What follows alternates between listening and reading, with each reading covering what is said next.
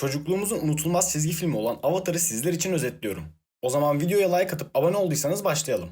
Güney Su kabilesinin dondurucu ve ıssız sularında Katara ve abisi Sokka avlanırken tesadüfen devasa bir buzdağının içinde hapsolmuş bir çocuk bulurlar. Katara'nın su bükme yeteneğiyle buzun kırılması sonucu 100 yıldır uykuda olan Aang ve uçan bizonu Appa özgürlüğüne kavuşur. Aang dünyanın ateş ulusu tarafından istila edildiğinden ve kendisinin yaşayan son hava bükücü olduğundan habersizdir. Ancak bu uyanış sırasında gökyüzüne yayılan devasa ışık sürgün edilen Prens Zuko'nun dikkatinden kaçmaz. Avatar'ı yakalayıp onurunu geri kazanmayı hedefleyen Zuko, rotasını hemen kabile topraklarına çevirir. Katara ve Sokka bu gizemli çocukla tanışarak 100 yıllık savaşın seyrini değiştirecek olan yolculuğun ilk adımını atarken Aang'in masumiyeti ve beraberinde getirdiği büyük güç yaklaşan büyük fırtınanın habercisi olur.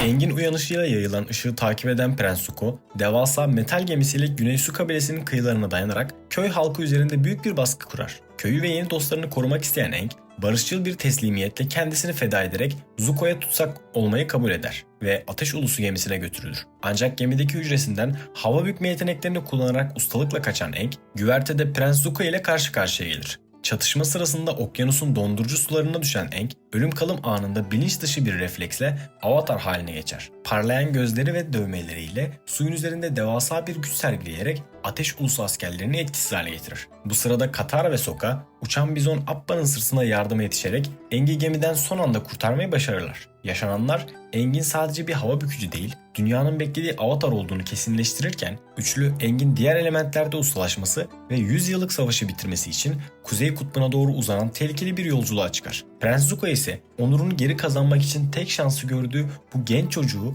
dünyanın sonuna kadar takip etmeye kararlı bir şekilde rotasını yeniden belirler. Aang, 100 yıl sonra çocukluğunun geçtiği topraklara dönmenin heyecanıyla Güney Hava Tapınağı'na doğru kanat çırparken halkının hala orada olduğuna dair sarsılmaz bir umut taşımaktadır. Tapınağın bulutların üzerindeki görkemli kulelerine ulaştıklarında Aang neşeyle eski anılarını ve ustası keşiş Gyatso ile geçirdiği günleri hatırlasa da Katara gördüğü boşluk ve sessizlikten dolayı büyük bir endişe duymaktadır. Aang, tapınağın derinliklerinde Gyatso'nun Ateş Ulusu askerlerinin zırhlarıyla çevrili kemikleriyle yüzleştiğinde yaşadığı derin keder ve öfke onu kontrolsüz bir şekilde avatar haline sokar. Katara'nın şefkati ve desteğiyle sakinleşen Aang, kendisinin gerçekten son hava bükücü olduğu gerçeğiyle ilk kez bu kadar sert bir şekilde yüzleşir. Aynı anlarda Prens Zuko hasarlı gemisini onarmak için durduğu limanda hırslı ve acımasız komutan Zhao ile karşı karşıya gelir. Zhao, Zuko'nun avatarın izini sürdüğünü öğrenince aralarında büyük bir gerilim başlar ve bu durum geleneksel bir ateş bükme düellosu olan Agni K ile sonuçlanır. Iroh'un rehberliğinde sergilediği disiplinle Zhao'yu mağlup ederek onurunu korur. Ancak Zhao'nun yenilgiyi hazmedemeyip arkadan saldırmasıyla aralarındaki rekabet ölümcül bir düşmanlığa dönüşür. Tapınakta ise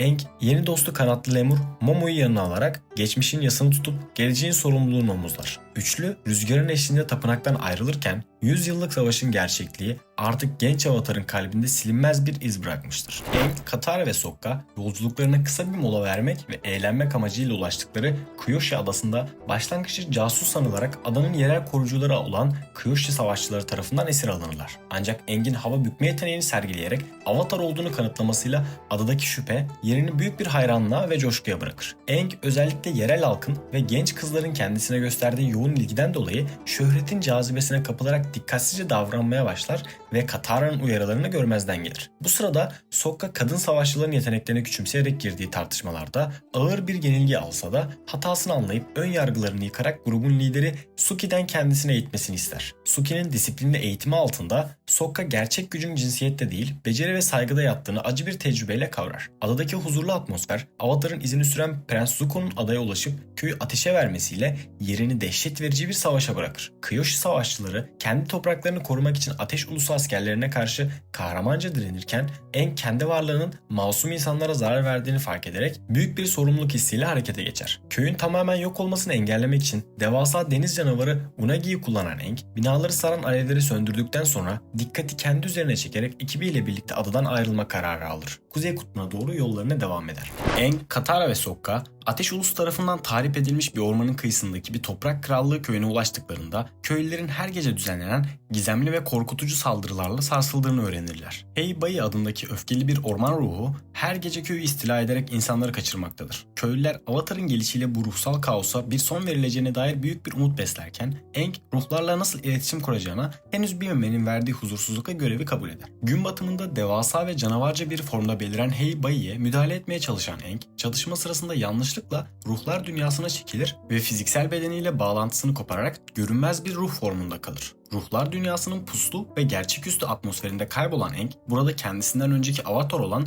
Roku'nun ejderhası Feng'in ruhuyla karşılaşır. Feng, ona yaklaşmakta olan kış gün dönümünün ruhlar ve insanlar dünyası arasındaki bariyeri incelteceğini ve bu sırada Roku ile iletişim kurabileceği tek şansın doğacağını anlatır. Bu sırada fiziksel dünyada amca Iroh huzur içinde kaplıca keyfi yaparken Toprak Krallığı askerleri tarafından esir alınır. Prens Zuko ise amcasını kurtarmak için Avatar'ın peşini kısa süreliğine bırakıp askerlerin peşine düşer. Aang, ruhlar dünyasından geri döndüğünde Hei Bai'nin aslında ormanın yok edilmesinden dolayı duyduğu kederle öfkeye kapılan bir doğa koruyucusu olduğunu fark eder. Ona bir meşe palamudu göstererek doğanın yeniden canlanacağını hatırlatan Aang, ruhu sakinleştirip kaçırılan köylüleri kurtarmayı başarır. Aang, Katara ve Sokka, kış gün dönümünün son saatlerinde Avatar Roku'nun ruhuyla iletişim kurabilmek için Ateş Ulusu topraklarının kalbinde yer alan Hilal Adası'na doğru son derece riskli bir yolculuğa çıkarlar. Ateş Ulusu donanmasının ve komutan Zao'nun kurduğu deniz ablukasını Appa'nın hızıyla aşan ekip adadaki görkemli ateş tapınağına ulaştığında artık Ateş Lordu Ozai'ye sadakat yemin etmiş olan ateş bilgeleri tarafından kuşatılırlar. Bilgeler arasında atalarının Avatar'a olan sadakatini unutmayan Shu'nun yardımıyla tapınağın mühürlü kapılarını aşan Aang, güneş ışığının kutsal heykellerle buluştuğu o kısa anda ruhlar dünyasının kapısını aralamayı başarır. Mistik bir düzlemde Avatar Roku ile yüz yüze gelen Aang, 100 yıl önce savaşı başlatan Sozi'nin kuyruklu yıldızının yaz sonunda geri döneceğini ve Ateş Ulusu'na savaşı sonsuza dek kazandıracak mutlak bir güç vereceği gerçeğini öğrenir. Roku, Aang'e dünyanın kaderinin onun 4 elementi bu yıldıza kadar öğrenmesine bağlı olduğunu anlatarak sorumluluğun büyüklüğünü vurgular. Bu sırada dışarıda komutan Zhao ve Prens Zuko tapınağın kapısında beklerken Roku'nun ruhu Aang'in bedeniyle bütünleşerek muazzam bir güçle tezahür eder. Lavları ve ateşi kontrol ederek tapınağı sarsan Roku, düşmanları etkisiz hale getirip dostlarının kaçması için gereken yol açar. Tapınak çökerken eski haline dönen Aang artık sadece bir kurtarıcı değil, zamanla yarışan bir savaşçı olduğunu bilerek arkadaşlarıyla birlikte oradan uzaklaşır. Kış gün dönümünün bitişiyle birlikte yaklaşan büyük yıkımın saati resmen işlemeye başlamıştır. Bir sonraki bölümde Aang, Katara ve Sokka şiddetli bir fırtına sırasında bir mağaraya sığınırken Aang 100 yıl önce neden kaçtığını ve buzdağına nasıl hapsolduğunu ilk kez arkadaşlarına anlatır. Keşişlerin onun ustası Gyotsa'dan ayırıp eğitimini hızlandırma kararı genç Aang üzerinde büyük bir baskı kurmuş ve bu durum onun korkuyla tapınaktan ayrılmasına neden olmuştur. Aang kendisi yokken dünyanın sürüklendiği yıkımdan dolayı derin bir vicdan azabı çekmektedir. Aynı anlarda denizde dev dalgalarla boğuşan Prens Zuko'nun gemisinde amca Iroh mürettebata Zuko'nun yüzündeki yaranın ve sürgün edilmesinin ardındaki trajik hikayeyi açıklar. Zuko bir savaş meclisinde ordunun canını hiçe sayan bir plana itiraz ettiği için babası Ateş Lordu Ozai tarafından bir Agni Kai düellosuna zorlanmış. Ancak babasına karşı savaşmayı reddettiği için ağır bir şekilde yaralanmış ve onurunu geri kazanmak üzere Avatar'ı bulmaya mahkum edilmiştir. Fırtınanın şiddeti zirveye ulaştığında Aang, Sokka ve yaşlı bir balıkçıyı kurtarmak için devasa bir hortumun içine çekilir. 100 yıl önce kendisini ve Appa'yı koruyan o aynı içgüdüsel güçle Avatar haline geçen Aang, bu kez kaçmak için değil, sevdiklerini korumak için elementleri kontrol ederek onları sağ salim karaya ulaştırır. Zuko ise gemisinin üzerine düşen bir yıldırım karşısında hayatını riske atarak mürettebatını kurtarmayı seçer ve bu zorlu sınav her iki gencin de geçmişin yaralarıyla yüzleşmesine vesile olur. Katara ve Sokka'nın yakalandığı ağır hastalığa çare arayan Aang, şifalı kurbağaları topladığı sırada komutan Zoa'nın emrindeki efsanevi Yuan okçuları tarafından pusuya düşürülerek yakalanır. Amiral rütbesine terfi eden Zhao, Avatar'ı Ateş Lordu Ozai'ye bizzat teslim etmek üzere onu geçilmesi imkansız Puhai Kalesi'nin derinliklerine hapseder. Ancak kalenin surları çift kılıç kullanan ve yüzünde uğursuz bir tiyatro maskesi taşıyan gizemli bir savaşçı olan Mavi Maske tarafından sarsılır. Sessiz bir gölge gibi muhafızların arasından süzülen bu yabancı Aang'i hücresinden kurtarır ve ikili kalenin devasa ordusuna karşı sırt sırta vererek epik bir kaçış mücadelesi başlatır. Kalenin dışına ulaştıkları sırada Mavi Maske bir okla vurularak baygınlık geçirir. Aang maskeyi çıkardığında kurtarıcısının aslında ezeli düşmanı Prens Zuko olduğunu görerek büyük bir şok yaşar. Zao'nun askerleri yaklaşırken Zuko'yu geride bırakmayan Aang onu güvenli bir ormana taşır ve uyanmasını bekler. Zuko bilincini kazandığında Aang ona 100 yıl önceki savaştan önce her şeyin farklı olabileceğini ve belki de dost olabileceklerini söyler. Ancak Zuko öfke dolu bir sessizlikle bu teklifi reddederek karanlığa karışır. Bu kısa ama sarsıcı ortaklık her iki gencin de kaderin cilvesiyle birbirlerine nasıl bağlı olduklarını hissettikleri derin bir sessizlikle sona erer.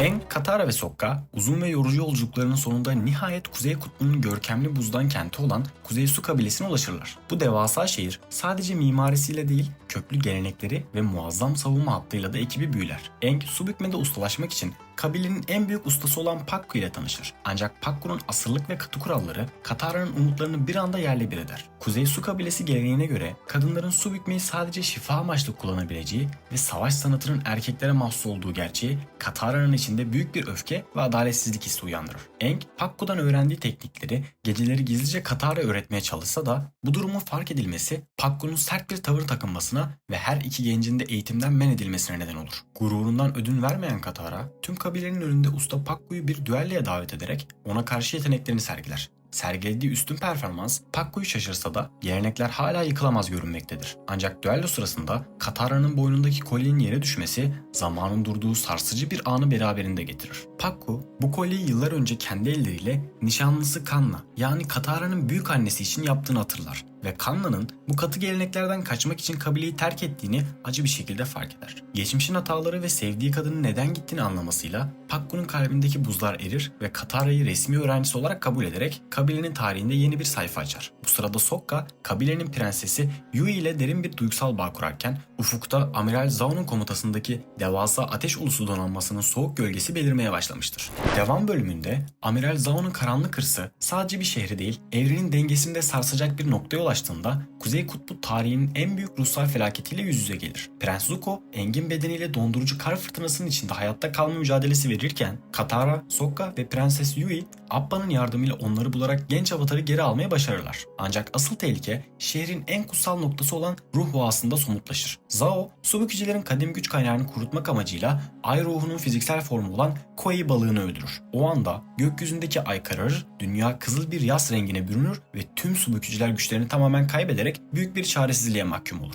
Bu kutsal cinayetin yarattığı kozmik öfke, Aang'in okyanus ruhu ile muazzam bir ruhsal bütünleşme yaşamasına neden olur. Avatar halindeki Aang, devasa ve parlayan bir su canavarına dönüşerek körfezi dolduran ateş ulusu donanmasını birer oyuncak gibi denize gömer. Okyanus ruhunun gazabı limanı sarsarken Prenses Yui henüz bir bebekken kendisine hayat bahşeden ay ruhuna olan borcunu ödemesi gerektiğini fark eder. Kendi yaşam enerjisini feda ederek ruhu canlandıran Yui, fiziksel dünyadan ayrılarak gökyüzündeki yeni ay ruhuna dönüşür. Ayın yeniden ışıldamasıyla denge geri dönerken Zao'nun kaçış girişimi okyanus ruhunun intikam dolu hamlesiyle okyanusun derinliklerinde son bulur. Savaşın ardından Kuzey Kutbu büyük bir zafer kazansa da Ateş Lordu Ozai'nin kızı Azula'yı bizzat görevlendirmesiyle dünya için çok daha tehlikeli bir dönemin kapıları aralanmış olur. İkinci sezona geçtiğimizde Aang ve arkadaşları Kuzey Kutbu'ndaki büyük zaferin ardından Toprak Krallığı topraklarına ulaştıklarında General Fong tarafından büyük bir askeri üste karşılanırlar. General, Avatar'ın muazzam gücünü ateş ulusunu hemen dize getirmek için bir silah olarak kullanmak ister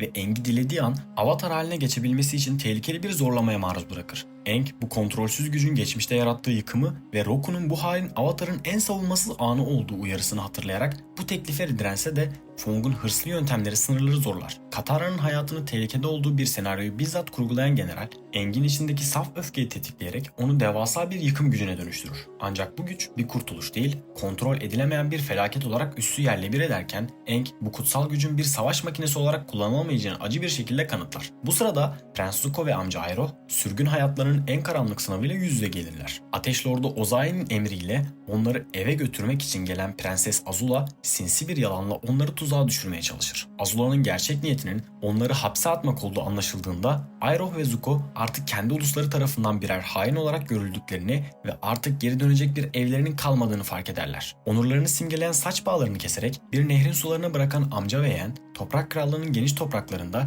isimsiz birer mülteci olarak yeni ve belirsiz bir hayata adım atarlar. Aang ve ve arkadaşları bataklıkta gördükleri gizemli bir görünün izini sürerek ulaştıkları Gaoling şehrinde Toprak Gürlemesi 6 adındaki yeraltı toprak bükme turnuvasına katılırlar. Burada kendisinden çok daha iri ve güçlü rakiplerini tek bir hamleyle saf dışı bırakan Kör Haydut lakaplı küçük bir kızın muazzam yeteneğine tanıklık ederler. Aang bu kızın toprağa bükmekle kalmayıp onu adeta dinlediğini fark ettiğinde aradığı ustanın o olduğunu anlar. Aang'in turnuvaya dahil olup hava bükme yardımıyla Kör Haydut'u yenmesi hem turnuva organizatörlerinin hem de bu gizemli kızın dikkatini çeker. Ekip Kör Haydut'un aslında Toprak Krallığı'nın en zengin ve saygın ailelerinden birinin kızı olan Toph olduğunu keşfettiğinde büyük bir şaşkınlık yaşar. Ailesi tarafından narin ve korunmaya muhtaç biri olarak görülen Toph aslında dış dünyadan sakladığı devasa bir güce ve asi bir ruha sahiptir. Turnuva organizatörü Sinfu'nun hırsı yüzünden kaçırılan Aang'i kurtarmak zorunda kalan Toph, ailesinin önünde gerçek kimliğini açıklar ve tek başına koca bir toprak bükücü ordusunu sarsıcı bir ustalıkla mağlup eder. Ailesinin baskıcı sevgisinden ve altın kafesinden kaçmayı seçen Toph, Aang'e toprak bükmeyi öğretmek üzere ekibe katılır. Böylece Avatar'ın elementleri öğrenme yolculuğunda en güçlü ve en sarsılmaz halka tamamlanmış olur. Prens Zuko, amca Iroh'tan ayrılarak Toprak Krallığı'nın uçsuz bucaksız ve kurak topraklarında tek başına at sürerken hem açlıkla hem de içindeki dinmeyen öfkeyle mücadele etmektedir. Yolculuğu sırasında ulaştığı küçük bir kasabada kendisini evine davet eden ve ona şefkat gösteren Lee adındaki bir çocuk ve ailesiyle tanışır. Zuko bu ailenin yanında savaşın siviller üzerinde yıkıcı etkisine bizzat tanıklık ederken zihni çocukluğunun en karanlık ve belirleyici anlarına, annesi Ursa'nın saraydaki son günlerine geri döner. Geçmişin gölgeleri arasında amca Iroh'un oğlu Lu Ten'in ölümü haberleriyle sarsılan sarayda dönen taht oyunları, babası Ozai'nin hırsı ve annesinin gizemli bir şekilde ortadan kayboluşu Zuko'nun bugünkü kimliğini oluşturan yaraların derinliğini gözler önüne serer. Kasabayı haraca bağlayan yozlaşmış Toprak Krallığı askerleri küçük Lee'yi zorla askere almaya çalıştığında Zuko kendisini koruyan bu aileye olan borcunu ödemek için harekete geçer. Askerlerle girdiği amansız mücadelede köşeye sıkışan Zuko, gerçek kimliğini gizlemeyi bırakarak muazzam bir güçle ateş bükmeye başlar. Rakiplerini dize getirip çocuğu kurtarsa da kasaba halkının ve sevgi kurduğu ailenin yüzündeki minnet duygusu yerini bir anda dehşet ve nefrete bırakır. Ateş ulusu prensi Zuko olduğunu haykıran genç adam, kurtardığı insanların bile ona bir canavar gibi bakmasıyla en ağır darbeyi alır. Kendisine uzatılan hançeri reddeden Lee'nin bakışları altında köyden ayrılan Zuko, dünyada hiçbir yere ait olmamanın verdiği mutlak yalnızlıkla Kızıl Güneş'in altında tek başına yoluna devam eder. Aang ve ekibin diğer kalanları kendilerini günlerdir uyutmayan ve her durduklarında onları bulan gizemli bir makine tarafından amansızca takip edilmektedir. Azula, Mai ve Ty Lee'nin içinde bulunduğu bu devasa tank tren ekibi bitkinliğin eşiğine getirirken uykusuzluk ve yorgunluk grup içindeki sinirleri germeye başlar. Özellikle Toph'un grubun ortak işlerine yardım etmeyi reddeden başına buyruk tavırları Katara ile aralarında sert bir çatışmanın fitilini ateşler. Ekip neden sürekli bulunduklarını sorgularken Aang, Appa'nın döktüğü tüylerin bir iz gibi yolu gösterdiğini fark eder. Arkadaşlarını korumak ve düşmanı yanıltmak için tek başına ayrılan Aang, terk edilmiş bir kasabada kendisini Azula ile yüz yüze bulur. Çatışmaya Prens Zuko'nun da dahil olmasıyla durum üç yönlü bir düelloya dönüşür. Katara, Sokka ve Toph'un yorgunluklarını bir kenara bırakıp yardıma gelmesi ve amca Iroh'un da tesadüfen bu karşılaşmaya dahil olmasıyla güç dengeleri değişir. Ancak Azula köşeye sıkıştığı bir anda sinsi bir hamle yaparak Iroh'u yaralar ve yarattığı kaostan faydalanarak oradan uzaklaşır. Yaşanan bu olay ekibin birbirine olan ihtiyacını ve Toph'un grubu olan aidiyetini pekiştirirken uykusuz gecelerin ardından gelen bu zorunlu mola yaklaşan büyük tehlikelere karşı bir hazırlık niteliği taşır. Ekip yolculukları sırasında ulaştıkları bir vahada hayatını kayıp bir bilgi merkezini bulmaya adamış olan antropolog Zehe ile tanışır ve Si Wong çölünün kumları altına gömülmüş efsanevi Wan Shitong'un kütüphanesine doğru yola çıkar. Bilgi ruhu olan devasa baykuş Wan Shitong, insanların bilgiyi her zaman savaş ve yıkım için kullandığına dair derin bir nefret beslese de ekibin bilgiye saygı duyacaklarına dair verdikleri sözle içeri girmelerine izin verir. Sokka kütüphanenin gizli bölmelerinde yaptığı araştırmalar sonucunda Ateş Ulusu'nun kaderini belirleyecek olan en karanlık günün, yani ateş bükücüleri tamamen güçsüz bırakan bir güneş tutulmasının tarihini keşfeder. Bu bilginin bir saldırı planına dönüştürüldüğünü fark eden Wan Shitong, öfkesiyle kütüphaneyi tamamen yerin dibine batırmaya başlar. İçeridekiler can havliyle kaçmaya çalışırken dışarıda kütüphanenin batmasını engellemek için tüm gücüyle binayı tutan Toph, kum bükücülerin Appa'yı kaçırmasına engel olamaz. Aang ve arkadaşları kütüphaneden son anda çıksalar da en sadık dostları Appa'nın kaçırılmasıyla gelen derin bir keder ve çölde mahsur kalmanın verdiği mutlak çaresizlikle baş başa kalırlar. Appa'nın kaçırılmasının ardından Si Wong çölünün uçsuz bucaksız kum tepeleri arasında mahsur kalan ekip fiziksel fiziksel ve ruhsal dayanıklılıklarının en uç sınırına kadar test edildiği bir hayatta kalma mücadelesine sürüklenir. En sadık dostunu kaybetmenin verdiği derin kederle dolup taşan Aang, alışılmışın dışındaki hırçınlığı ve suçlayıcı tavırlarıyla grubun içindeki dengeleri sarsarken, Toph ayaklarının altındaki kumun titreşimleri yutması nedeniyle dünyayı algılayamaz hale gelerek mutlak bir savunmasızlığa mahkum olur. Grubun mantık sesi olan Sokka, susuzluktan dolayı içtiği bir çöl kaktüsünün etkisiyle halüsinasyonlar görüp gerçeklikten koparken ekibi bir arada tutma ve umudu koruma görevi tamamen Katara'nın omuzlarına biner. Genç kız kavurucu sıcak ve bitkinliğe rağmen arkadaşlarını güvenliğe ulaştırmak için insanüstü bir çaba gösterir. Aynı anlarda birer mülteci olarak çölde izlerini kaybettirmeye çalışan Prens Zuko ve amca Iroh kendilerini takip eden paralı askerlerden kurtulmak için bir vahaya sığınırlar. Iroh burada karşılaştığı bir grup yabancıyla kurduğu gizemli iletişim ve elinde taşıdığı beyaz lotus taşıyla dünya üzerindeki kadim ve gizli bir topluluğun varlığına dair ilk somut işaretleri verir. Çölde ise ekip Appa'yı kaçıran kum bükücülerin izini bulduğunda Aang'in içindeki bastırılmış öfke muazzam bir patlamaya dönüşür. Appa'nın bir tüccara satıldığını ve artık çok uzaklarda olduğunu öğrenen Aang kontrolünü tamamen kaybederek avatar haline geçer ve yarattığı devasa kum fırtınasıyla çevresindeki her şeyi yok etmeye başlar. Katara canavarlaşan bu gücün karşısında bir adım bile geri atmayarak Aang'e sarılır ve onu merhametin kollarına geri çeker. Gözyaşları içinde sakinleşen Aang ve arkadaşları arkalarında yıkım bırakarak bu ıssız cehennemden çıkmayı başarırlar. Bir sonraki bölümde Aang ve arkadaşları Ba Sing Se'ye giden feribot biletlerini hamile bir kadına ve ailesine verince şehre ulaşmak için yılan geçidi olarak bilinen ve son derece tehlikeli olduğu söylenen dar, uçurumlu bir dağ yolunu kullanmak zorunda kalır. Ekip bu yolculuk sırasında sürpriz bir şekilde Kyoshi savaşçısı Suki ile yeniden karşılaşır. Appa'nın yokluğuyla başa çıkmaya çalışan Aang, duygusal olarak mesafeli ve aşırı ciddi bir tavır takınarak kendisini sadece avatar görevlerine adamaya ve insani duygulardan arınmaya çalışır. Bu soğuk duruşu özellikle Katara'yı derinden endişelendirirken Sokka geçmişteki başarısızlıklarının verdiği korumacılıkla Suki'ye karşı mesafeli ama ilgili bir tavır sergiler. Yolun en dar ve suya çevrili noktasında geçide adını veren devasa deniz yılanının saldırısına uğrayan grup suların ortasında amansız bir mücadeleye girer. Toph ayaklarının altındaki toprağın yerini suya bırakmasıyla büyük bir panik yaşasa da Suki'nin cesur müdahalesi ve Aang ile Katara'nın su bükme güçlerini birleştirmesiyle yaratık yere püskürtülür. Geçidin sonuna ulaştıklarında feribotla gelen ailenin bebeği dünyaya gelir. Aang yeni doğan bu bebeğin adının Umut konulmasıyla içinde bastırdığı tüm kederi ve umudu yeniden hisseder. Duygusal duvarlarını yıkarak arkadaşlarının desteğine ve sevgiye yeniden açılır. Bölümün sonunda ekibin karşısında Ba Sing Se'nin aşılmaz ve devasa surları belirirken bu görkemli şehir hem bir kurtuluşun hem de yeni ve sinsi tehlikelerin merkezi olacağının sinyallerini verir. Ba Sing Se'nin aşılmaz denilen devasa dış surları tarihin gördüğü en korkunç mühendislik harikası olan Ateş Ulusu matkabının gölgesi altında titremeye başlar. Prenses Azula'nın komutasındaki bu metal canavar şehre doğrudan bir saldırı başlatmak yerine suları içeriden delip geçmek üzere tasarlanmıştır. Şehrin savunma generalleri bu teknolojik tehdit karşısında çaresiz kalırken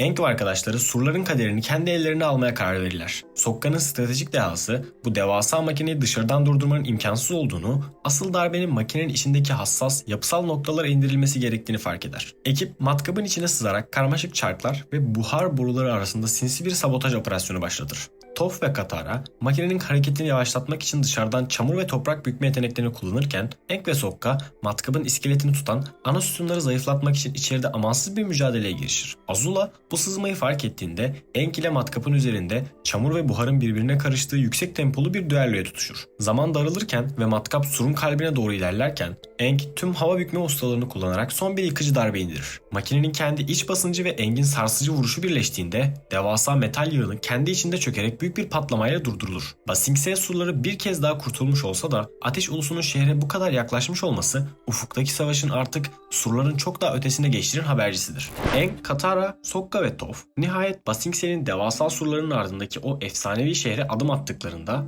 bekledikleri kurtuluş duygusu yerini hızla derin bir tekinsizliğe ve huzursuzluğa bırakır. Şehir alt, orta ve üst halkalar şeklinde keskin sosyal sınıflara bölünmüş, her köşesi katı kurallar ve bitmek bilmeyen bir bürokrasiyle örülmüş devasa bir mekanizmadır. Onları karşılayan ve yanlarından bir an bile ayrılmayan rehberleri Joey D her türlü soruya donuk bir gülümsemeyle Ba Sing Se'de savaş yoktur cevabını veren adeta zihni mühürlenmiş bir gölge gibidir. Ekip toprak kralına ulaşıp güneş tutulması planını anlatmak için çabalasa da şehrin her sokağında yankılanan o ürkütücü sessizlik ve görünmez baskı gerçeğin bu duvarlar arasında bir suç sayıldığını kanıtlar. Aynı anlarda yeni bir hayata tutunmaya çalışan Prens Zuko ve amca Iroh bir çay ocağında huzur aramaktadırlar. Ancak Jet, Iroh'un çayını gizlice ısıtmak için ateş bükme kullandığını fark ettiğinde bu huzur bozulur.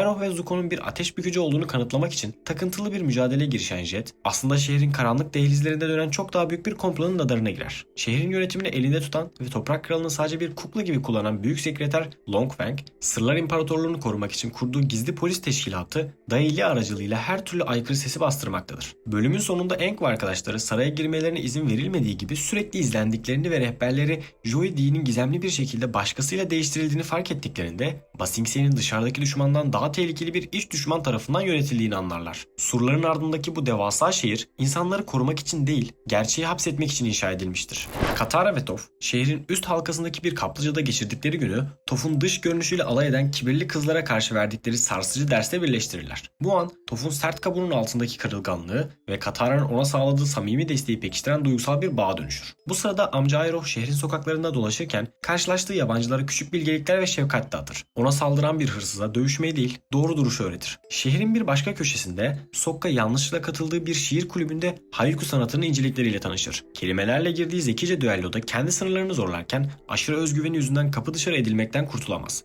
Aang bir hayvanat bahçesindeki mutsuz hayvanların sesini duyar ve onları şehrin dışında hava hükmü yetenekleriyle inşa ettiği devasa bir açık alan parkını taşıyarak doğanın özgürlüğünü duvarların ardına taşır. Zuko ise sürgün prens kimliğinden uzak, Jin adındaki nazik bir kızla ilk kez normal bir randevuya çıkar. Fıskiye başında sevdiği kız için mumları ateş bükerek aydınlattığı o kısa saniyelerde karanlık ruhunda ilk kez huzurlu bir ışık parlar. Bölüm, Momo'nun şehrin yağmurlu ve tekinsiz sokaklarında Appa'dan bir iz bulmak için verdiği umut dolu ama hüzünlü arayışla noktalanır. Ardından öğreniriz ki Appa, Ateş Ulusu Sirki tarafından satın alınmış ve burada acımasız bir terbiyecinin işkencelerine ve aşağılamalarına maruz kalır. Ancak bir çocuğun merhametiyle zincirlerini kırarak gökyüzünün özgürlüğüne yeniden kavuşur. Yorgun ve bitkin bir halde Kyoshi adasına ulaştığında Suki ve Kyoshi savaşçıları tarafından şefkatle karşılanır ve yaraları sarılır. Ancak bu huzurlu an Azula ve ekibinin baskınıyla bir anda kaosa dönüşür. Suki, Appa'nın kaçmasını sağlamak için kendini feda ederken devasa bizon bir kez daha yalnızlığa ve bilinmezliğe doğru kanat çırpmak zorunda kalır. Appa'nın arayışı onu çocukluğunun geçtiği Doğu Hava Tapınağı'na kadar götürür. Burada grup Hattik adında bilge bir münzevi ile tanışır. Guru, Appa'nın içindeki korkuyu ve kederi sezerek onun Aang ile olan kopmaz ruhsal bağını güçlendirir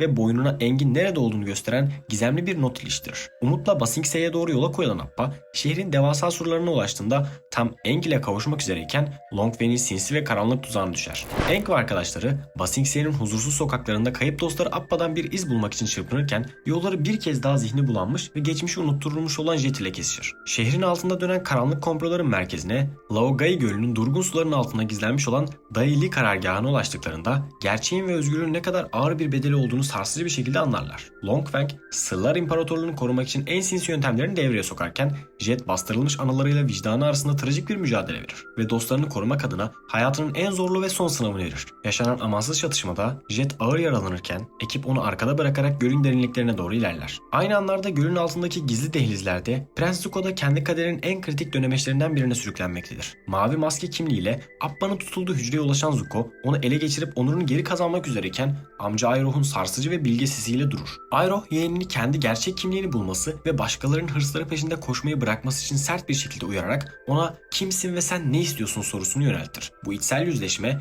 Zuko'nun ruhundaki karanlığı bir anlığına dağıtır ve genç prens hayatında ilk kez kendi iradesiyle merhameti seçerek Appa'yı serbest bırakır. Gölün yüzeyinde ise Aang aylar süren ayrılığın ve kederinin ardından nihayet gökyüzünden süzülen en sadık dostuna sarılır. Aang ve arkadaşları Ba Sing Se'nin kalbindeki devasa yalanı sona erdirmek için doğrudan Kraliyet Sarayı'na doğru harekete geçerler. Long Feng'in kurduğu sinsi korku imparatorluğunu ve Daili ajanlarının baskısını aşmak için barışçıl yolların tükendiğini anlayan ekip sarayın muazzam savunma hattını toprak ve hava bükme sanatının eşsiz bir birleşimiyle yararak ilerler. Genç Avatar ve dostları yüzlerce gardiyan aşarak Toprak Kralı Kui'nin huzuruna çıktıklarında karşılarında dünyadan tamamen koparılmış ve bir savaşın varlığından bile haberi olmayan masum ama kandırılmış bir hükümdar bulurlar. Long Feng kurnazca manipülasyonlarıyla ekibi birer düşman gibi göstermeye çalışsa da Aang'in sarsılmaz dürüstlüğü ve kralı surların dışındaki gerçekle yüzleştirme çabası gerçeğin kapılarını aralamaya başlar. Ekip kralı ikna etmek için onu bizzat surların yıkıldığı noktaya götürür ve Ateş Ulusu'nun şehri ele geçirmek için kullandığı devasa matkabın enkazını gösterir. Gördüğü bu kanıt karşısında dünyası sarsılan Kral Kui yıllardır kendisine sadık görünen Long Feng'in aslında en büyük hain olduğunu anlar ve onun tutuklanmasını emreder. Ancak sarayın karanlık dehlizlerinde hala Daily'nin gölgeleri dolaşmaktadır ve Long Feng hapse atılsa bile şehri kontrol eden gizli iplerin elinde olduğunu bilmenin küstahlığını sürdürür.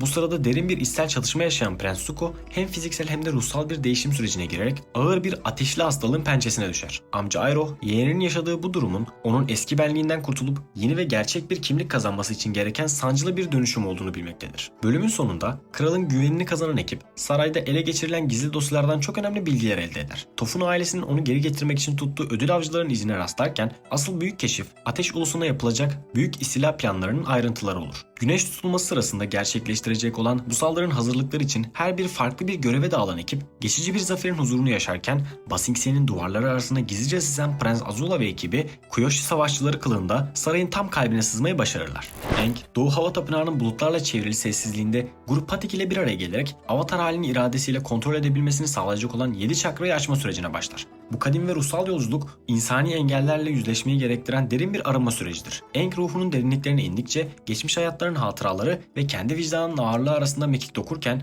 evrenin enerjisiyle bütünleşmek için dünyevi tüm bağlarından sıyrılmanın nedenli zorlu bir bedel olduğunu sarsıcı bir şekilde fark eder. Aynı anlarda dünyanın dört bir yanına dağılmış olan ekip üyeleri kendi kaderlerini belirleyen kritik sınavlar vermektedir. Sokka aylar süren hasretin ardından nihayet babası Hakoda ile kavuşarak bir evladın gururunu yaşarken Ba Sing Se'nin huzurlu üst halkasında Iroh ve Zuko Yeşim Ejderha adındaki çay ocaklarını açarak yeni hayatlarının ilk gerçek huzuruna adım atarlar. Ancak bu sükunet sarayda Kyoshi savaşçısı kılığında sinsi bir gölge gibi dolaşan Azula'nın komplolarıyla her an dağılmaya hazırdır. Katara gerçek Kyoshi savaşçıların esir alındığını ve saraydakilerin birer casus olduğunu anladığında Azula tarafından köşeye sıkıştırılarak esir alınır. Bölümün en sarsıcı anı ise kendisini yakalayan ödül avcıları tarafından metal bir kafese hapsedilen Toph'un yaşadığı aydınlanmadır. Toph, metalin aslında işlenmiş ve saflaştırılmış toprak parçalarında başka bir şey olmadığını keşfederek imkansız denileni başarır ve dünya tarihinde ilk kez metal bükmeyi gerçekleştirir. Bu sırada Aang tam kozmik güce ulaşıp son çakrasını açmak üzereyken Katara'nın tehlikede olduğuna dair sarsıcı bir görü görür. Guru'nun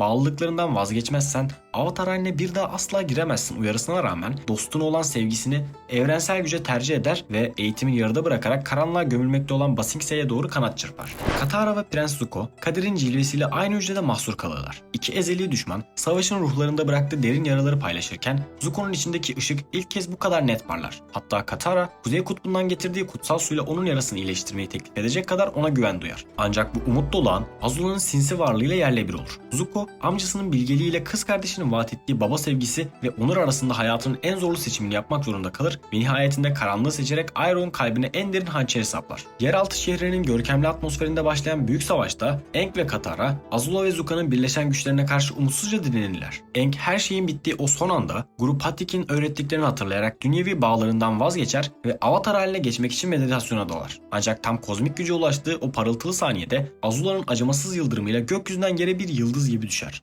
Iroh'un kendini feda eden müdahalesi sayesinde Katara Aang'in ağır yaralı bedeni alarak kaçmayı başarırken Ba Sing Se'nin surları üzerinden Toprak Krallığı bayrağı iner ve yerine Ateş Ulusu'nun kan kırmızı sancağı asılır. Avatar'ın düştüğü ve dünyanın en güvenli şehrinin zapt edildiği bu karanlık gece umudun tamamen tükendiği bir sessizliğe gömülür. Aang vurulduktan haftalar sonra ele geçirilmiş bir Ateş Ulusu gemisinde gözlerini açtığında sadece bedensel bir zayıflık değil, aynı zamanda derin bir ruhsal çöküntü içindedir. Başına uzayan saçları onun artık dünyadan gizlenmek zorunda olan birer firari olduğunu simgesidir. Dünyanın geri kalanı Avatar'ın öldüğüne inanırken Aang bu başarısızlık hissiyle başa çıkmakta zorlanır ve onurunu kurtarmak için tek başına Ateş Lordu'na meydan okumaya karar vererek Fırtınalı Okyanus'a açılır. Ancak okyanusun ortasında karşılaştığı Prenses Yui ve Avatar Roko'nun ruhları ona hayatta kalmasının bir hata değil, dünyanın son umudu olduğunu hatırlatır. Aang dostlarının yanına dönerek dünyanın onu ölü bilmesini stratejik bir avantaja dönüştürmeyi kabul eder ve sadık dostu Appa ile birlikte bir gölge gibi hareket etmeye başlar. Aynı anlarda Prens Zuko, yıllardır hayalini kurduğu onura kavuşmuş ve babası Ateş Lordu Ozai tarafından bir kahraman olarak karşılanmıştır. Ancak bu zaferin tadı Azula'nın Avatar'ı Zuko öldürdü şeklindeki sinsi manipülasyonu yüzünden zehirlenmiştir. Çünkü Zuko, Aang'in hala hayatta olabileceğinden kuşku duymakta ve bu yalanın altında ezilmektedir. Hapisteki amca Iroh'un yeğenine karşı sergilediği ağır ve suçlayıcı sessizlik, Zuko'nun saraydaki parıltılı hayatın aslında ne kadar kırılgan olduğunu kanıtlar. Bölümün sonunda ekip Ateş Ulusu'nun kıyılarına birer sivil kılığında sızarken Aang'in asasını okyanusun derinliklerine bırakması, eski kimliğine veda edişinin ve yaklaşan güneş tutulması istilası için sessizce hazırlanışın ilk adımı olur.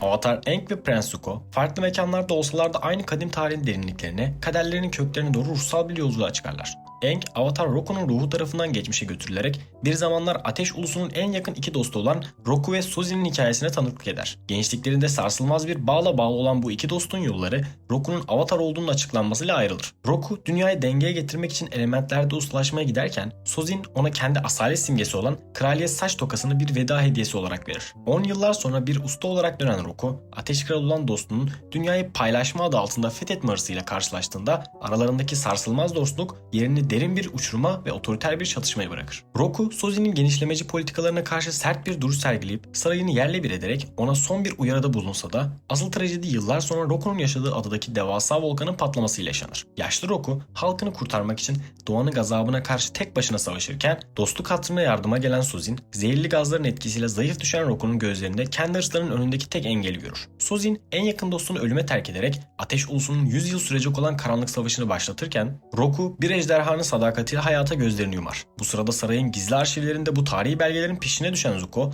amca Iroh rehberliğinde sarsıcı bir gerçeği öğrenir. Sozin, onun babasının büyük babasıyken Avatar Roku ise annesinin büyük babasıdır. Bu sarsıcı keşif, Zuko'nun içindeki dinmeyen çatışmanın nedenini gün yüzüne çıkartır. Genç prensin damarlarında hem bir tiranın hem de bir kurtarıcının kanı akmaktadır. Bu durum, onun sadece bir onur arayışında olmadığını, aynı zamanda iki büyük atanın mirası arasındaki savaşı kendi ruhunda taşıdığını kanıtlar. Aang ise geçmişinin bu hüzünlü hatıralarıyla savaşın sadece bir nefret meselesi değil, bozulan bir dengenin ve ihanete uğrayan bir dostluğun sonucu olduğunu anlar. Tarihin bu karanlık sayfaları aydınlanırken hem Avatar hem de sürgün prens için gerçek kimliklerine giden yol artık her zamankinden daha net ama bir o kadar da ağır bir sorumlulukla örülüdür. Ekip, yolculukları da edindiği eski dostlarının da dahil olduğu heterojen ama inançlı bir orduyla 100 yıllık savaşı bitirecek olan Kara Güneş operasyonunu başlatırlar. Sokka'nın vizyoner dehası ve makinistinin mühendislik harikası olan denizaltılar, Ateş Ulusu'nun aşılmaz denilen deniz savunmasını suyun altından sessizce geçerek düşmanı kalbinden vurur. Kıyıda başlayan amansız çıkarma operasyonunda her bir müttefik, Güneş'in ay tarafından yutulacağı o 8 dakikalık mutlak savunmasızlık anına yetişmek için zamanla yarışır. Sokka,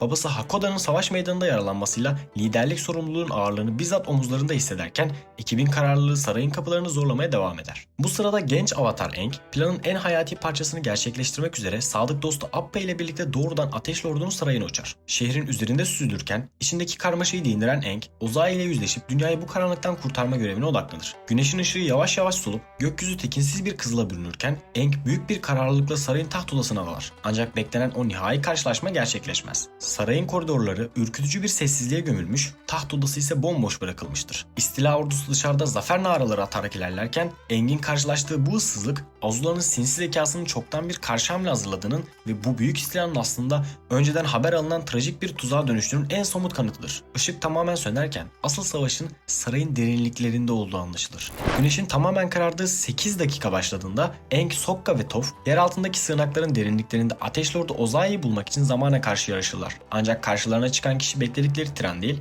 her zaman olduğu gibi sinsi bir oyunun iplerini de elinde tutan Prenses Azula olur. Azula hiçbir bükme gücü olmamasına rağmen sadece zekası ve kışkırtıcı sözleriyle ekibi oyalamayı başarır. Toph'un yalanları ayırt edebilen sarsılmaz sezgileri bile Azula'nın ruhsuz ve soğukkanlı doğası karşısında yetersiz kalır. Sokka, sevdiği kız Suki'nin akıbetine dair gelen alaycı fısıltılarla kontrolünü kaybetme noktasına gelirken tutulmanın değerli dakikaları kum saati gibi akıp gider. Işık yeniden yeryüzüne düşmeye başladığında istila planının en büyük fırsatı da Azula'nın zafer gülümsemesiyle birlikte karanlığa gömülür. Aynı anlarda sarayın karanlıklarında tarihin en sessiz ama en yıkıcı hesaplaşması yaşanmaktadır. Prens Zuko nihayet babası Ateş Lordu Ozai'nin karşısında dikilerek yıllardır içinde biriken tüm öfkeyi ve gerçeği aykırır. Zuko, Onur'un babasının takdirinde değil, dünyanın dengesinde olduğunu anladığını belirtirken Ateş Ulusu'nun dünyaya yaydığı korku ve nefreti reddettiğini açıkça ilan eder. Babasına artık Avatar'ın yanına gidip ona ateş bükmeyi öğreteceğini ve bu kanlı savaşı bitireceğini söyler. Güneşin ilk ışıkları odaya sızdığı anda Ozai zehirli bir nefretle oğluna muazzam bir yıldırım fırlatır. Ancak Zuko, amca Iroh'tan öğrendiği kadim tekniği kullanarak bu ölümcül enerjiyi geri yönlendirir ve babasını kendi karanlığıyla baş başa bırakarak oradan uzaklaşır. Dışarıda ise durum tam bir felakete dönüşmektedir. Güneşin dönmesiyle birlikte Ateş Ulusu'nun yeni ve korkutucu hava filosu olan savaş balonları gökyüzünü kaplar. Müttefik ordusu bu teknolojik üstünlük karşısında çaresiz kalırken zafer umudu yerini acı bir geri çekilme kararına bırakır. Büyükler genç kuşağın ve dünyanın geleceğinin kurtulması için kendilerini feda ederek esir düşmeye kabul ederler. Aang ve arkadaşları Appa'nın üzerinde arkalarında hüsranla bitmiş bir savaş ve tutsak düşmüş bir ordu bırakarak kaçarken ulaştıkları Batı Hava Tapınağı hem bir sığınak hem de yeni ve belirsiz bir başlangıcın habercisi olur. Aang ve arkadaşları başarısızlıkla sonuçlanan istila girişiminin ardından uçurumun kenarına bir kırlangıç yuvası gibi baş aşağı inşa edilmiş olan görkemli bir Batı Hava Tapınağı'na sınırlar. Mağlubiyetin getirdiği ağır sessizlik ve gelecek kaygısı ekibin üzerine çökmüşken hiç beklemedikleri bir misafirin gelişiyle tüm dengeler alt üst olur. Prens Zuko hayatı boyunca peşinde koştuğu sahte onuru ve saraydaki yerini terk ederek Avatar'a ateş bükmeyi öğretmek ve kefaretini ödemek amacıyla tapınağın kapısına dayanır. Ancak geçmişin derin yaraları ve Zuko'nun daha önce ekibe verdiği zararlar onun bu değişim mesajının büyük bir öfke ve güvensizlikle karşılanmasına neden olur. Zuko kendisini ifade etmeye çalışırken amcası Iroh'un bilgeliğini taklit etmeye çalışsa da sosyal beceriksizliği ve talihsiz bir kaza sonucu Toph'un ayaklarını yakması gruptaki dışlanmışlığı daha da derinleştirir. Ancak tam bu sırada Zuko'nun daha önce kiraladığı ve durduramadığı suikastçı ekibi yok etmek için tapınağın derinliklerinde pusuya yatar. Zuko samimiyetini kanıtlamak için kendi hayatını tehlikeye atarak eski müttefikine karşı savaşırken Sokka'nın bumerang ile gerçekleştirdiği sarsıcı ve nokta atışı müdahale suikastçıyı kesin olarak etkisiz hale getirir. Bu ortak savunma grubun Zuko'ya karşı olan katı tutumunu bir nebze olsun yumuşatır. Bölümün sonunda Aang, kaderin bu garip cilvesini kabul ederek Zuko'nun ateş bükme hocası olmasına izin verir. Sokka ve Toph da bu karara katılırken ekibin içinde bir tek Katara'nın kalbindeki nefret dinmemiştir. Zuko artık ekibin bir parçası olsa da gerçek bir dostluk kazanmak için önünde hala aşılması gereken çok dik bir yol olduğunu acı bir şekilde fark eder. Prens Zuko, Aang'e ateş bükme dersleri vermeye başladığı ilk anda içindeki o muazzam gücün zayıfladığını ve neredeyse sönmek üzere olduğunu dehşetle fark eder. Yıllarca ateşini nefret, öfke ve babasına kendini kanıtlama hırsıyla besleyen Zuko artık içindeki o karanlık duygulardan arındığı için bükme yeteneğinin kaynağını kaybetmiştir. Aang ise ateşin yıkıcı doğasından duyduğu korkuyu hala aşamamıştır. İkili, ateş bükmenin gerçek ve kadim kökenlerini yeniden keşfetmek amacıyla binlerce yıl önce yok olduğu sanılan Güneş savaşçılarının terk edilmiş antik kalıntılarına doğru gizemli bir yolculuğa çıkarlar. Antik şehirde sinsi tuzakları ve karmaşık mekanizmaları aşan ikili, Güneş savaşçılarının aslında yok olmadığını, aksine kadim geleneklerini gizlilik içinde sürdüklerini keşfederler. Bu gizemli topluluk, Aang ve Zuko'nun niyetini sınamak için onları bir ritüele davet eder ve her biri ebedi ateşten alındıkları küçük bir alev parçasını sönmeden dağın zirvesindeki ustalara ulaştırmak zorundadır. Dağın zirvesine ulaştıklarında karşılarına çıkan ustalar, nesli tükendiği sanılan son iki ejderha olan Ram ve Shaw'dır. Ejderhalar tarafından kuşatıldıkları o görkemli anda Aang ve Zuko antik kalıntılardaki duvar resimlerinden öğrendikleri ejderha dansını mükemmel bir senkronizasyonla sergilerler. İkilinin bu kadim hareketi ejderhaları ikna ettiğinde Ram ve Shaw etraflarında çok renkli, devasa bir alev çemberi oluşturur. Bu görkemli ışık selin içinde Aang ve Zuko ateşin sadece yakıp yıkan bir güç değil, güneşin sıcaklığı, yaşamın enerjisi ve evrenin nefesi olduğunu bizzat deneyimlerler. Zuko artık öfkeye ihtiyaç duymadan yaşamın kendisinden aldığı güçle ateşini yeniden ve her zamanki daha parlak bir şekilde uyandırırken Aang ateş bükmenin bir lütuf olduğunu anlayarak içindeki korkuyu ebediyen geride bırakır. İki eski düşman ejderhaların kutsamasıyla tapınaktan ayrılırken artık sadece birer müttefik değil, ateşin gerçek sırrına vakıf olmuş iki ustadırlar. Aang ve arkadaşlarının Batı Hava Tapınağı'ndaki bekleyişi sürerken Sokka başarısızlıkla sonuçlanan istila girişimini ve babası Hakoda'nın esir düşmesinin verdiği ağır vicdan azabıyla kendi içinde sessiz bir savaşa tutuşur. Babasını kurtarmak için tek başına bir plan hazırlayan Sokka, Ateş Ulusu'nun en yüksek güvenlikli hapishanesi olan Kaynayan Kaya'ya sızmaya karar verir. Ancak bu gizli operasyonda ona eşlik edecek olan kişi bir zamanlar en büyük düşmanı olan Prens Zuko'dur. İkili aktif bir volkanın ortasında kaynayan sularla çevrili bir kraterde kurulu olan bu cehenneme Zuko'nun savaş balonuyla sinsi bir iniş yaparlar. Kaçmanın imkansız olduğu söylenen bu hapishanede gardiyan kılığına giren ikili mahkumların arasında Hakoda'yı aramaya başlarlar. Arayışları sırasında Sokka babasını bulmayı umarken beklenmedik ve sarsıcı bir karşılaşma yaşar. Ba Sing Se'de esir düşen Kyoshu savaşçısı Suki demir parmaklıklar ardında onun karşısına çıkar. Bu duygusal kavuşma Sokka'nın kararlılığını bir kat daha arttırırken Zuko'nun geçmişte Suki'nin köyüne saldırmış olması aralarındaki ittifakın ne kadar kırılgan olduğunu bir kez daha hatırlatır. İkili hapishanenin en soğuk noktası olan soğutma hücrelerini birer kaçış teknesi olarak kullanmayı tasarladıkları zekice bir plan geliştirirler. Ancak kurnaz bir mahkum olan Chitseng'in bu plana kulak misafir olup ekibe zorla dahil olmasıyla işler rayından çıkar. Kaçış saati yaklaştığında Sokka yeni mahkumların nakledileceğine dair bir haber alır ve babasının bu grubun içinde olabileceği ihtimalle büyük bir kumar oynar. Kendi güvenliğini hiçe sayarak kaçış fırsatını tepen Sokka, Zuko ve Suki ile birlikte hapishanede kalmayı seçer. Bölümün sonunda yeni gelen esirlerin arasında babası Hakoda'nın dimdik duruşunu gördüğünde çektiği tüm risklerin ve vicdan azabının bir karşılığı olduğunu anlar. Ancak Kaynayan Kaya'da her geçen saniye çember daralmaktadır. Zira sadece hapishane müdürü değil, bizzat Mai ve Ty Lee de bu firar girişimini durdurmak üzere adaya adım atmak üzeredirler. Sokka ve babası Hakoda'nın hapishane duvarları ardındaki hüzünlü ve gururlu kavuşması kaynayan kayanın kavurucu sıcağında yeni ve çok daha cüretkar bir kaçış planının fitilini ateşler. İlk denemenin başarısızlığından ders çıkaran Sokka bu kez hapishane müdürünü rehin alarak volkanın krateri üzerindeki tek çıkış yolu olan teleferik hattını kullanmaya karar verir. Suki'nin çevikliği, Zuko'nun sarsılmaz ateşi ve Hakoda'nın stratejik liderliği birleştiğinde mahkumlar ve gardiyanlar arasında patlak veren isyan bir özgürlük savaşına dönüşür. Ancak teleferik sepeti gökyüzünde süzülmeye başladığında Azula ve Ty Lee'nin gelişiyle durum ölümcül bir düelle evrilir. Zuko ve Sokka hareket halindeki sepetin üzerinde Azula'nın acımasız saldırılarına karşı hayatları pahasına direnirken hapishane müdürü firarileri durdurmak için kendi hayatını hiçe sayarak kabloların kesilmesini emreder. Tam her şeyin bittiği ve sepetin kaynayan sulara gömülmek üzere olduğu o son saniyede tarihin akışını değiştiren en beklenmedik müdahale Mai'den gelir. Gardiyanları etkisiz hale getirerek kablonun kesilmesini engelleyen Mai, çocukluk arkadaşı ve prensesi Azula'ya karşı gelerek Zuko'nun kaçışına yol açar. Azula bu ihanetin nedenini öfkeyle sorduğunda Mai, Zuko'yu sana olan korkumdan daha çok seviyorum diyerek Ateş Ulusu'nun o soğuk disiplin duvarlarını sarsan bir bağlılık dersi verir. Azula'nın kontrolsüz öfkesi Mai'ye yöneldiğinde Ty Lee de dostunu korumak için Azula'nın bükme yeteneğini bloke ederek saf değiştirir. İki genç kız tutuklanıp zindanlara götürülürken Sokka, Hakoda, Suki ve Zuko savaş balonuna ulaşarak bu metal cehennemden sağ çıkmayı başarırlar. Bölümün sonunda ekip Batı Hava Tapınağı'ndaki sığınaklarına geri döndüğünde Sokka'nın babasıyla olan kavuşması ve Suki'nin gruba katılması büyük bir zafer ve moral kaynağı olur. Göklerin ateşe teslim olmasına ve Sozin kuyruklu yıldızının dünyayı yakıp geçmesine sadece 3 gün kala Ember Adası'ndaki sessizlik yerini büyük bir panik ve ahlaki bir çıkmaza bırakır. Prens Zuko babası Ateş Lordu Ozai'nin kuyruklu yıldızın muazzam gücünü kullanarak sadece bir zafer kazanmayı değil, Toprak Krallığı'nı haritadan silecek küresel bir kıyımı planladığını ekibe açıkladığında zamanın acımasız dişlileri daha hızlı dönmeye başlar. Aang için bu sadece bir savaş değil, binlerce yıllık hava göçebelir felsefesiyle dünyanın kurtuluşu arasında sıkışıp kaldığı ruhsal bir uçurumdur. Arkadaşları düşmanı kalıcı olarak durdurmak için Ateş Lordu'nun canını almaktan başka bir çare olmadığını savunurken Aang her canlının kutsallığına olan sarsılmaz inancıyla bu karanlık sonu reddeder ve vicdanının sesini duyabileceği bir çıkış yolu arar. Gecenin en derin ve en sessiz saatinde Aang esrarengiz bir rüyanın ya da kadim bir çağrının etkisine kapılarak uykusunda kıyıdan uzaklaşır ve okyanusun ortasında aniden beliren ormanlarla kaplı gizemli bir adaya doğru süzülür. Ertesi sabah uyandıklarında Avatar'ın izini bulamayan ekip büyük bir endişeyle Zuko'nun rehberliğinde Haziran adındaki ödül avcısını ve onun iz süren canavarı Naila'yı yardıma çağırır.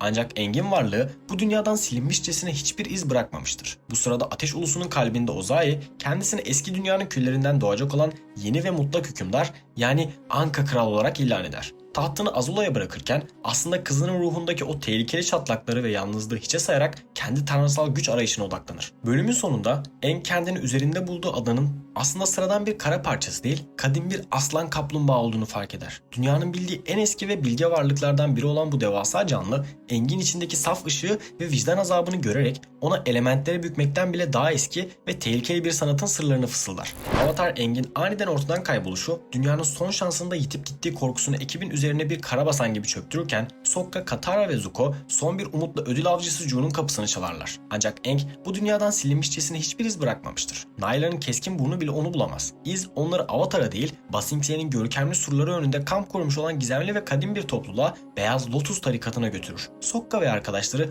Usta Pian Dou, Pakku ve Jeongju aynı safta gördüklerinde 100 yıllık bu savaşın sadece gençlerin değil, dünyanın tüm bilgelerinin de davası olduğunu derinden hissederler. Kral Bumi'nin de dahil olduğu bu efsanevi ordunun lideri ise aylardır sessizliğe gömülmüş olan bilge amca Iroh'tan başkası değildir. Zuko için bu karşılaşma hayatının en ağır imtihanıdır. Aylardır içinde taşıdığı suçluluk duygusuyla amcasının çadırına girdiğinde af dilemek için kelimeler boğazında düğümlenir. Ancak Iroh yeğeninin hiçbir sitem etmeden sadece bir babanın evladını kucakladığı o mutlak sevgiyle karşılar. Amcasının bu sonsuz şefkatiyle ruhu iyileşen Zuko artık gerçek onurun nerede olduğunu bilerek son görevine hazırlanır. Beyaz Lotus, Ba Sing Se'yi özgürlüğüne kavuşturmak için saldırıya geçerken Zuko ve Katara Prenses Azula'yı taht odasında durdurmak için Ateş Ulusu'nun kalbine doğru kanat çırparlar. Sokka, Toph ve Suki ise gökyüzüne birer lav nehri gibi kaplayan hava filosuna imha etmek gibi imkansız bir görevi omuzlarlar. Bu sırada okyanusun ortasındaki gizemli adada kadim bir aslan kaplumbağa ile baş başa kalan Aang, geçmiş hayatlarının bilgeliğine sığınarak ruhsal bir arayışa çıkar.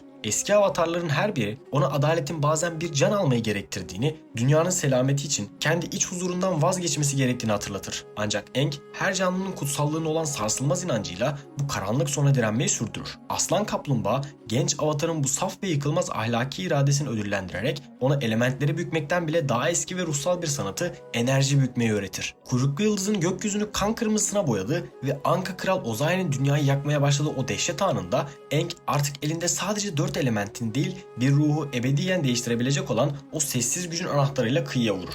Sozin Kuyruklu Yıldız'ın gökyüzünü kana buladığı o dehşet verici dakikalarda dünya hiç olmadığı kadar büyük bir ateşin ve kederin pençesinde kıvranmaktadır. Anka Kral Ozai emrindeki devasa hava filosuyla toprak krallığını küle çevirmek için gökyüzünde süzülürken karşısına dikilen Avatar Aang bir halkın değil tüm bir dünyanın vicdanını temsil ederek tarihin en büyük düellosuna başlar. Aang, Ozai'nin kuyruklu yıldızla katlanan ve yıkıcı bir sel gibi akan ateşine karşı 4 elementin gücüyle direnir. Ancak içinde taşıdığı o derin can almama yemini onu bu ölümcül savaşta savunmasız bir dengede tutmaktadır. Her patlama ve her alev dalgası genç Avatar'ın sadece fiziksel sınırlarını değil inançlarını da sınamaktadır. Aynı anlarda Ateş Ulusu'nun başkentinde gökyüzü iki farklı ateşin çarpışmasıyla aydınlanır. Azula'nın soğuk ve acımasız mavi alevleriyle Zuko'nun artık yaşamdan güç alan turuncu ateşi, son Agnika'yı sadece bir taht kavgası değil, iki kardeşin parçalanmış geçmişlerinin ve zıtlaşan ruhların en görkemli hesaplaşmasıdır. Azula'nın zihni yalnızlık ve ihanet hissiyle derin bir karanlığa gömülmüşken Zuko amcasının bilgeliğiyle yoğrulmuş sarsılmaz bir sükunetle kız kardeşinin karşısında durur. Ancak Azula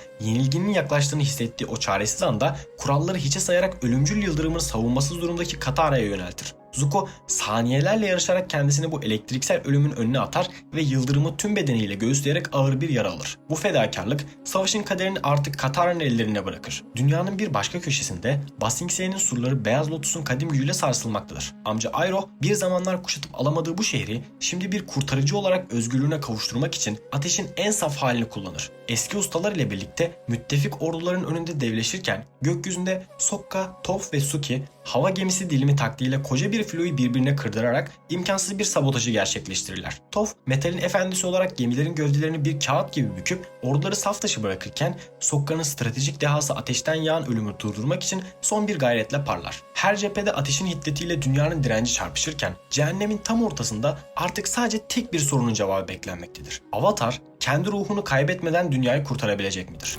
Bu sorunun cevabını aldığımız final bölümünde Aang, Ozai'nin yıkıcı saldırılar altında ölümün kıyısına kadar itilmişken sırtındaki eski yaranın bir kaya parçasına çarpmasıyla birlikte binlerce yıllık kadim ruhun uyanışını tetikler. Avatar halinin dizginlenmez gücü genç bir çocuğun bedeninden bir volkan gibi taşarak 4 elementi evrensel bir senfoniye dönüştürür. Aang artık sadece bir hava bükücü değil, doğanın tüm gazabını ve adaletini temsil eden durdurulamaz bir güçtür. Ozai, Anka Kral olarak iddia ettiği sahte tanrısallığının gerçek bir Avatar'ın kudreti karşısında ne kadar cılız kaldığını dehşetle fark eder. Aang, rakibini diz çöktürüp son darbeyi vurmak üzereyken ruhundaki saf merhamet bir kez daha galip gelir ve okyanusun ortasındaki aslan kaplumbağadan öğrendiği o unutulmuş sırrı açığa çıkarır. Aang, Ozai'nin ruhuna dokunarak onun içindeki nefreti ve ateş bükme yeteneğini ebediyen mühürler. Yani savaşı bir can alarak değil, karanlığı ışığa boğarak noktalar. Aynı anlarda sarayın avlusunda Katara ağır yaralı Zuko'nun fedakarlığından aldığı güçle zihni tamamen karanlığa teslim olmuş Azula'ya karşı zekice bir savunma sergiler. Suların alışkanlığını ve buzun sertliğini birleştiren Katara,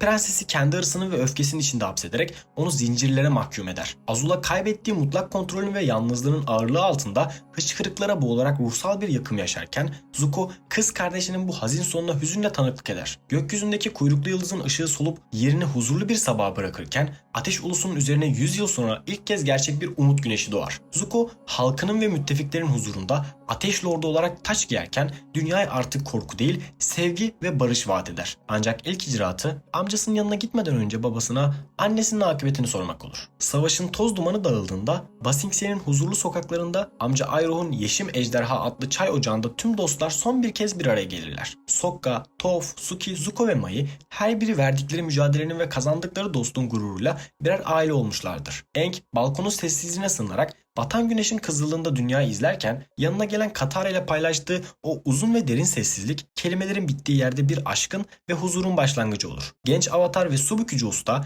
birbirlerine sarılarak paylaştıkları o ilk öpücükle 100 yıllık karanlık sona ermiş, efsane tamamlanmış ve Avatar Aang görevini layıkıyla yerine getirmenin huzuruyla tarihteki yerini almıştır.